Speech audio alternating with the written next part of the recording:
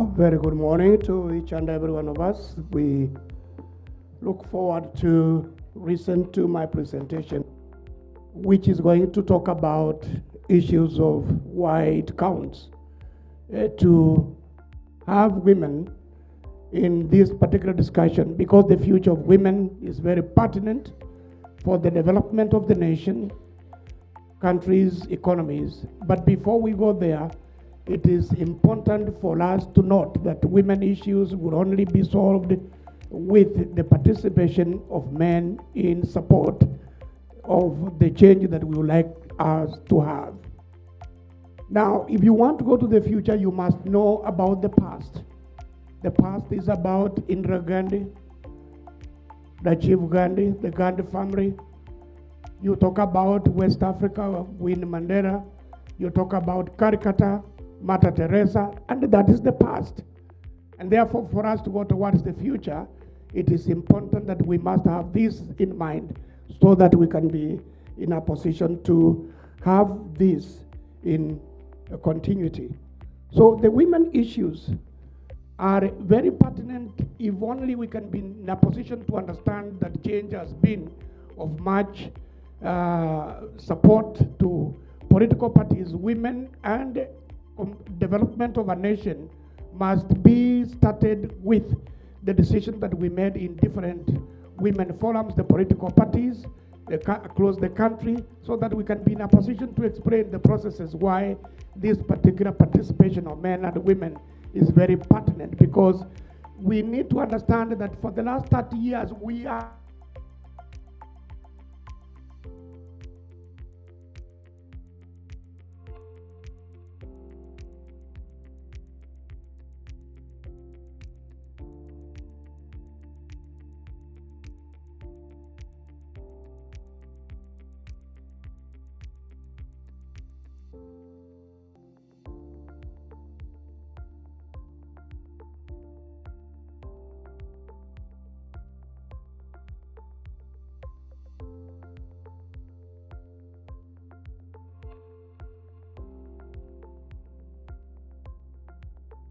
enable us to understand why women count and why we should involve women in terms of the decision making. Please take note, there are variations that have been noted with a lot of concern, where particularly there is the women wage-related issues, and therefore it has been noted that there are a lot of serious gaps where women have not been taken seriously in terms of their skills, their professionalism, and therefore they have been completely ignored in terms of being included in getting what is theirs. And therefore we need to deal with these issues of where having women in the decision-making processes so that they can deal with those particular issues where they are deeply affected in terms of the payments.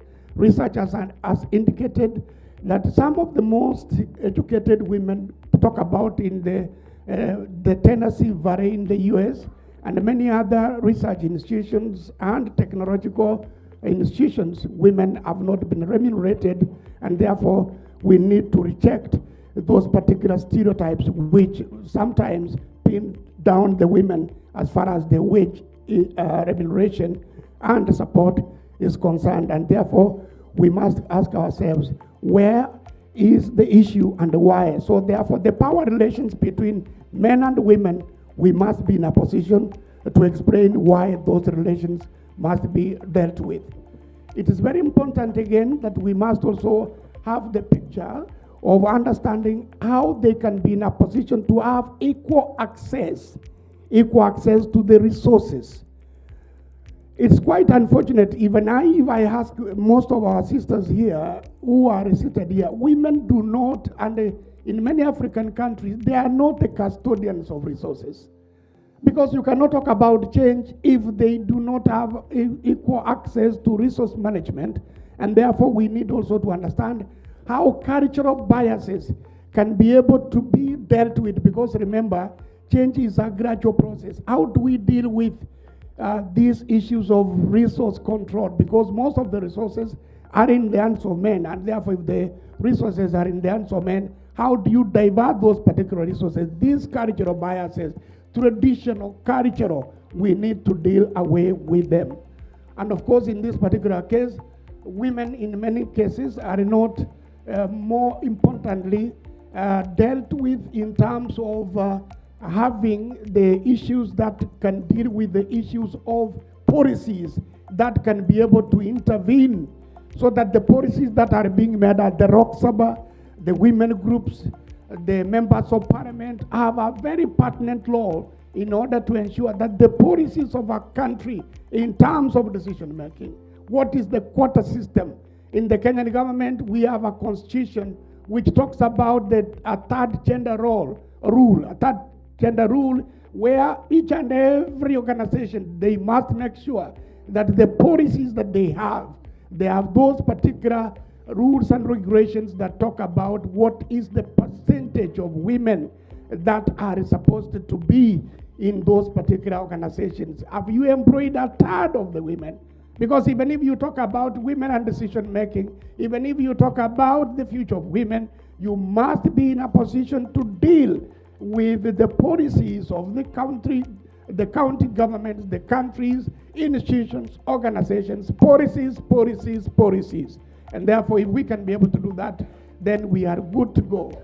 And of course, there are those particular gaps that we need to identify that can be able to be dealt with, that can deal with evidence-based, which will deal with how some of the organizations, some of the institutions can be in a position to deal with the issues we are discussing within the society. And how can we be able to create that particular representation so that we can be dealing with those particular gaps, and how they can lead to removal of imbalances in terms of power. Power imbalances is a major problem in many organizations, in many institutions. This is some of the injustices that can be seen, can be experienced, how women are really reduced to lower level positions. So the issues of women injustices and the power imbalances needs to be based on some kind of knowledge, accuracy, and evidence. Take a very good example in this country and many countries in Africa. We have over 378 members of parliament in Kenya. Women are not even 10 of them. Why? Because of these imbalances. And what causes the imbalances? It is traditions. It is cultural practices. I'm a father of daughters. I love my daughters. I would never wish somebody anywhere to pin down my daughter because she is of that gender. It is ungodly, it is unacceptable, and therefore we must change begins. If you want to deal with issues of power imbalances, change begins with you. What of this particular person? If you are a man and you are saying, this woman does not deserve this office, ask yourself the other way around. What of if she was your daughter? Each and every decent human being will desire that one day you will have a daughter where people will say, she is the governor of that state. Oh, yes, that is my daughter. Fathers will plug around their daughters. But the question is, what of if that particular daughter you are saying they should not hold offices? So mindset, if we are talking about injustices, revolutionize our mindset. Let us change our stereotype. People say, what is that woman saying? In some cases, some organizations, people say, who is the CEO? They don't mention the name. They say, it is a woman. It is a gender stereotype. Therefore, the other thing that we also need to ensure that we deal with notably and congressively is how do we change towards the issues of improvement in women's lives. Therefore, we need to ensure that we need more power, give more powerful voices. It has been researched and seen, experienced, and seen that most of the voices, they give women more voices so that you can be able to deal with this particular issue to overcome the shortcomings which have been experienced. Brothers and sisters, it's very important that these particular different theories have been put in place to ensure that we must be in a position to deal with some of these particular case of giving women more voices. And some of the theories talk about issues of transformative change.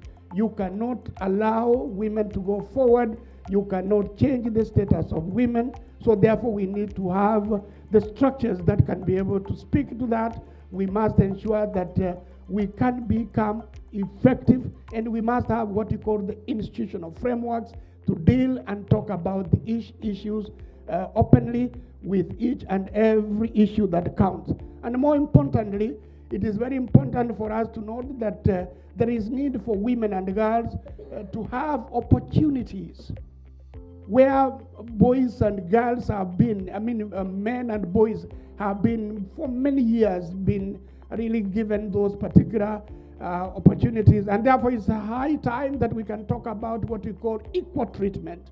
Equal treatment, equal respect is very important, so that we can all have what we call equal playing ground, where decisions are made, including women and men sitting together and adopting some of the decisions which can be able to give them that particular voices, and they can be able to have these in place.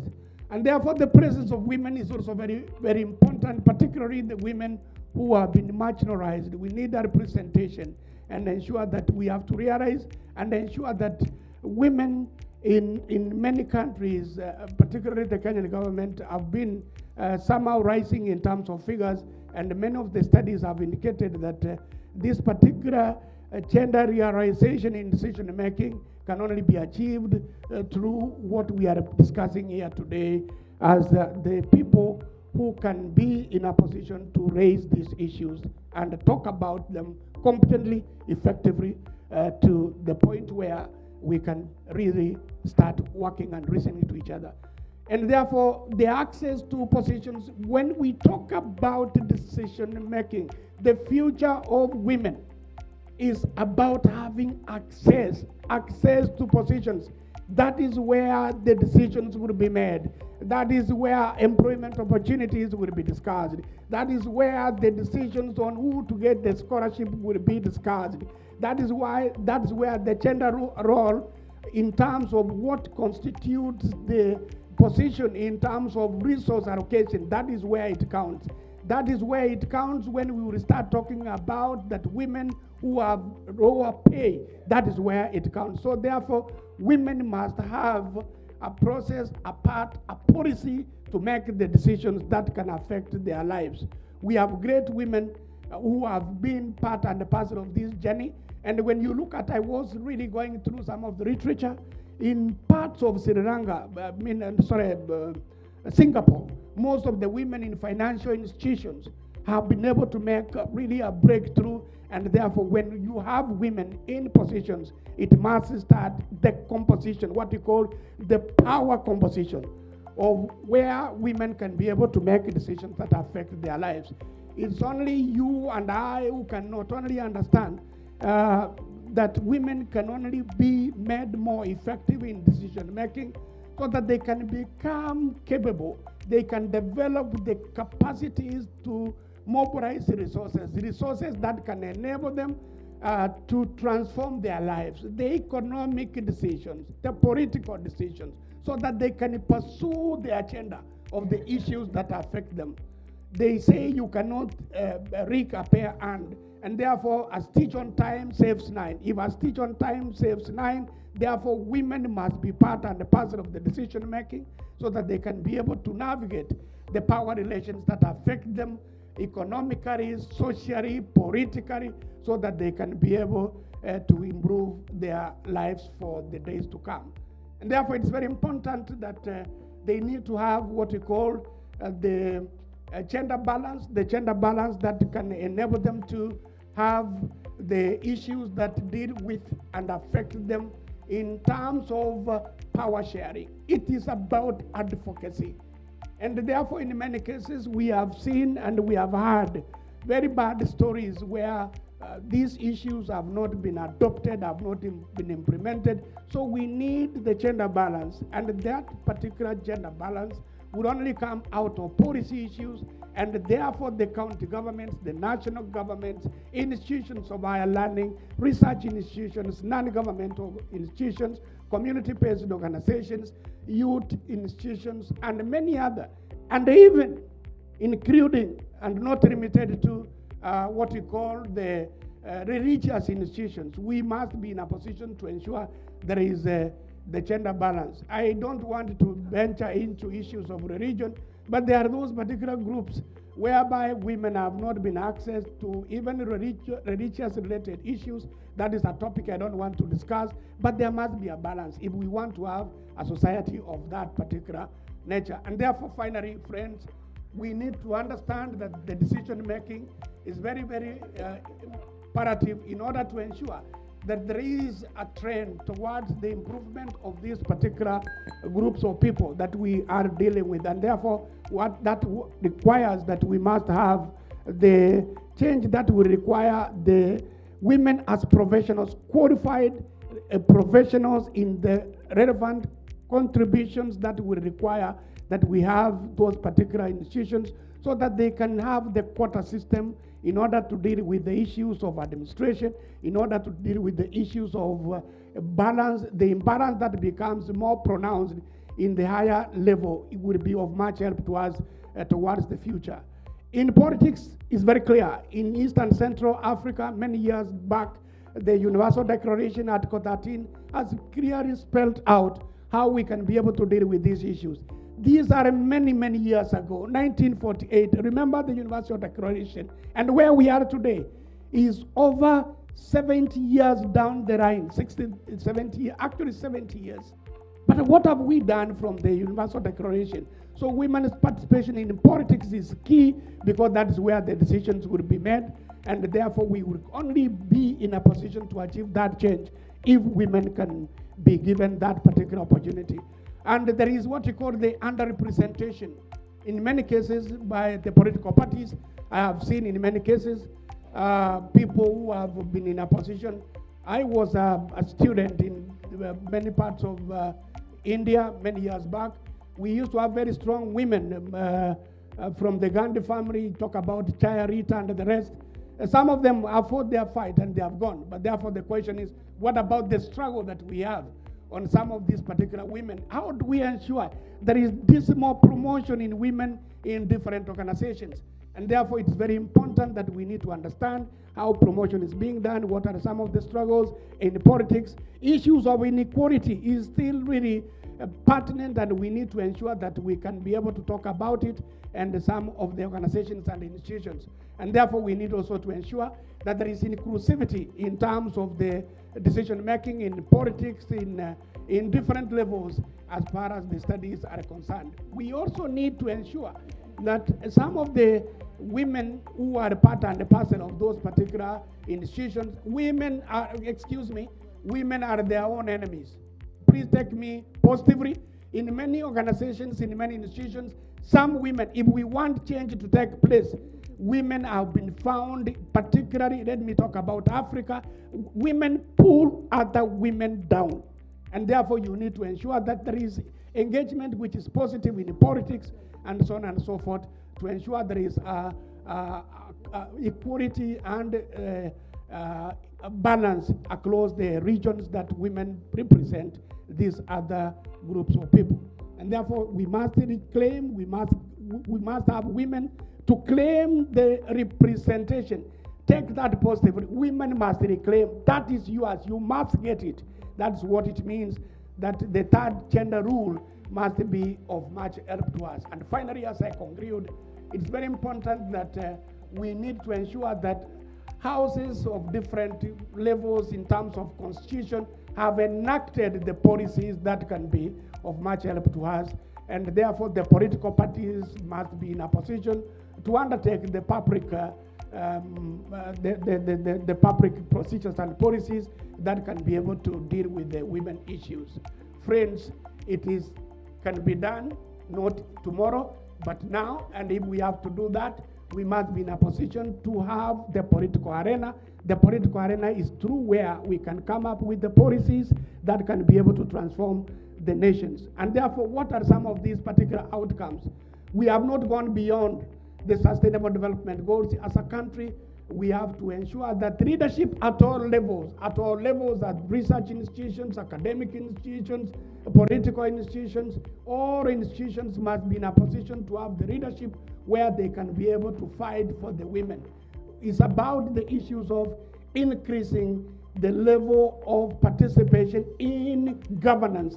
Governance increases the appearance, the participation, and the autonomy of women. If you do not have this, you will not be in a position to make decisions, and therefore the great women, people like Mother Teresa, Margaret Thatcher, people who have gone beyond, and the rest in many parts of the world have shown that you must be in a position to have roles played by these women, because they laid the foundation, and we must take this particular economic and public life upon ourselves in terms of the decision making. And also, we need to ensure that the income, women are known to be, women are known to have the income, but they do not make use of that income. It's taken away, giving with the left hand and taking away with the right hand. So they are not making use of that income. What about the future generations?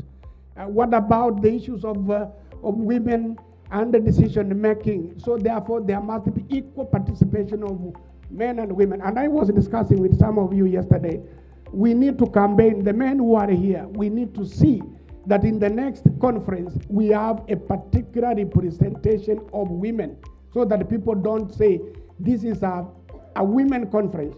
Because if I tell the men who are here, they are not more than 10. So therefore, what we are saying, there must be equal participation from both men and women.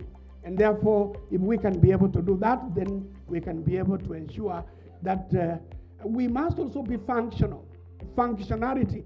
Making a decision is one, and making that particular policy effective is the other.